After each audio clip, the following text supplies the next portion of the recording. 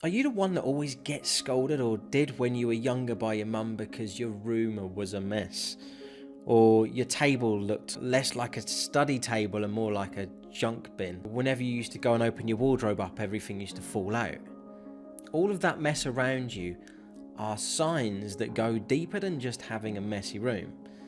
Believe it or not, it could mean that you are habitually a messy person. And in this episode, I'm going to be telling you how you can be more of a good mummy's boy or mummy's girl by keeping your room nice and clean.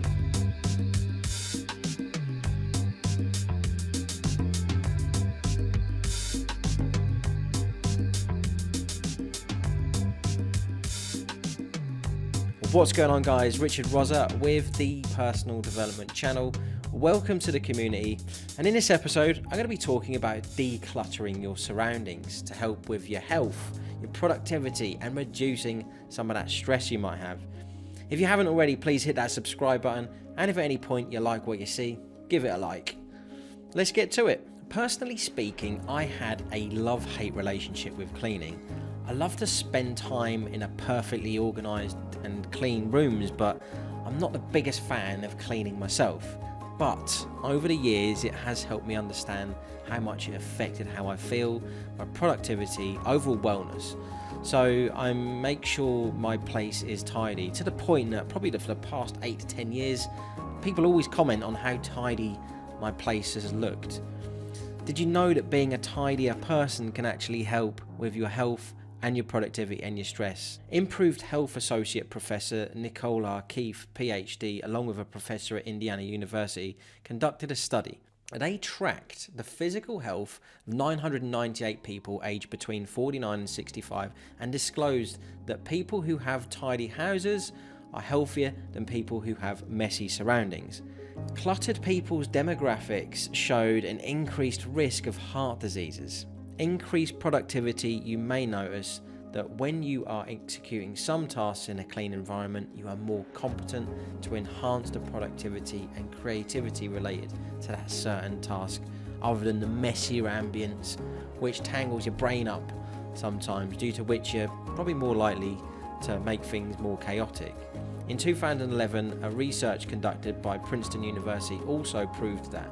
They researched and found out that when you are overwhelmed by task-irrelevant objects, your visual cortex, which is the primary cortical region of the brain where it receives and integrates and processes visual information related to your retinas, that becomes overwhelmed and makes it harder to assign focus, and it becomes difficult to pay attention to a particular task.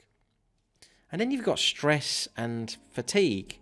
The dirtier environment can trigger our stress levels in a number of aspects. The more untidiness you look at, the more untidy you can think of. Scientific journal Personality and Social Psychology bulletin, published in 2010, showed that women with cluttered households expressed increased levels of the stress hormone cortisol. Clutter bombards our psyches with excessive stimuli, provoking our senses to work overtime on stimuli that aren't mandatory or important. So what can you do to live a more decluttered life? Well, here are 3 ideas to help. Start with the smallest decluttering tasks first. Start out small. Don't start something you can't complete, as you don't have to do it all in one day. Owner of the organisation Design Laura Catano says, always do the easiest categories of areas first, then move on to the next easiest thing and then the next. This practice will not only build momentum in your decluttering, but will make you feel more confident to move to the complex ones. Schedule a decluttering weekend. If you're a busy person with home life and work life and weekdays is just a no-go, then look at your weekends. Before clearing your mess, clear your schedule. Take help from Mario Kondo's cleaning style. You can check her out on her cleaning videos on YouTube. Use her technique and get your boxes and bags prepared. Take a trip to a charity near you in this way. Decluttering during weekends is accompanied by greater chances of progressing quickly. Spend some time in visualizing your clean room. Once you start decluttering, you will encounter a lot of items in your room about which you can't decide whether you want to keep or you can then maybe decide to donate them. So first spend a few minutes imagining how you want your room to look. Imagine which place is best for which piece of furniture, which thing will occupy less space if placed here or there. Where's this object going to look best? Look at getting rid of furniture that will make the room look less crowded. This simple technique will help you identify between the most important, less important, and more important things. And then some other quick tips you should think about while cleaning. Never delay your cleaning sessions far too long. It will make everything more chaotic. Designate spots to every coming things like papers and jewellery.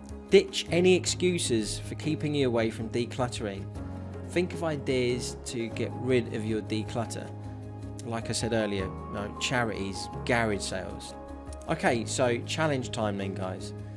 This weekend, if you can, do a tidy up of a room or even your whole place. Look at what you don't need anymore. What can you give away? See if you can rearrange your workspace or an area you spend the most time at in your home and get it less cluttered. Share your challenge experience with us in the YouTube comments or tag us on Instagram using @RosaMindset. That's it for today, everyone. Hit that subscribe button, and if you enjoyed the content, give it a like. And if you'd like to be notified of new episodes, then hit that little notification bell. And finally, come and join our community on Instagram or Facebook. The links are in the description below. This has been Richard Rosa. Peace out.